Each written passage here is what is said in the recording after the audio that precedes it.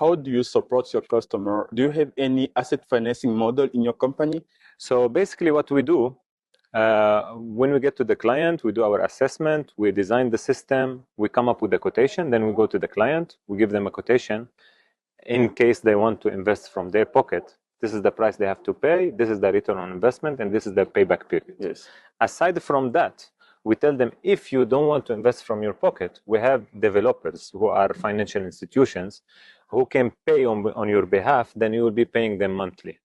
In some countries in East Africa, you can do pay as you go. Yes. So basically, it will be a power purchase agreement with the end user, which is the factory, let's say.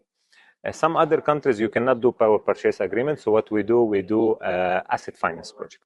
So in the asset finance, it will be a fixed monthly payment based on the production as well. The client won't care about the interest rate because it's nothing for them. Yes. What they care about, that they will be paying less than what they are saving. Okay. This is the main point for them.